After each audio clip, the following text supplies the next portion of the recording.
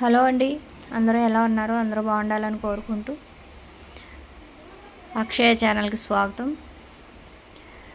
మా మామిడికాయ మా చెట్టు ఒక 25-30 కాయల దాకా కాసిందండి. ఈసారి ఒక 20 కాయల దాకా చుట్టుపక్కల వాళ్ళకి పంచిపెట్టాము.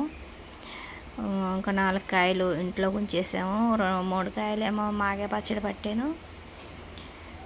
అది మొగ్గేద్దామన్న ఉద్దేశంతో చట్నీ ఒక 4 కాయలు ఉంచేసాం. మన గాలిదుమ్మకి 2-3 కాయలు రాలిపోయినాయి. కాయని మొగ్గేసా, కొంచెం రంగు వచ్చిన తర్వాత కోసి మొగ్గేస్తే 4 రోజులు పట్టింది.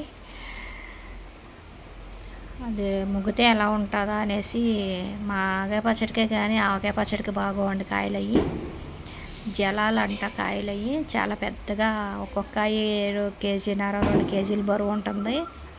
చాలా పెద్దగా ఉంటుంది. ఇప్పుడు చూసారు కదా ఎంత ఎక్కువగా రసం వచ్చిందో. మామిడి రసం దగ్గర 4 గ్లాసులు 5 గ్లాసులు రసం అవుతుంది. అది చిక్కగా ఉన్న అమ్మాలని ఎలా ఉంది.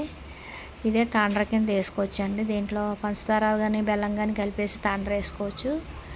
కానీ నేను జ్యూస్ చేయాలనేసి మిక్సీ పడుతున్నాను. మిక్సీలో వేసి గ్రైండ్ చేసిన తర్వాత ఉడకబెడతాను. 2 స్పూన్లు పంచదార వేసాను, ఇంకా ఎక్కువ వేయలేదు. కాయ చాలా రుచిగానే తీయగానే ఉందండి. కాయ పెద్ద పుల్లగా ఏమీ లేదు, టేస్ట్ ఉంటుంది అనేసి 2 స్పూన్లు పంచదార వేసాను.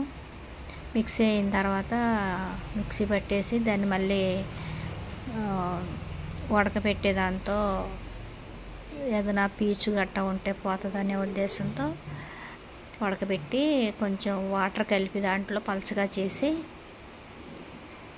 ఇంత పేస్ట్ మనం ఇలా ఇంత గట్టిగా ఉన్నది అనుకుంటే తాండ్ర వేసుకోవడానికి చాలా బాగుంటుంది. తాండ్ర వేయాలంటే చాలా టైం పడుతుంది. ఎండలో పెట్టాలి, తీయాలి, పెట్టాలి. మన వల్ల కాదు.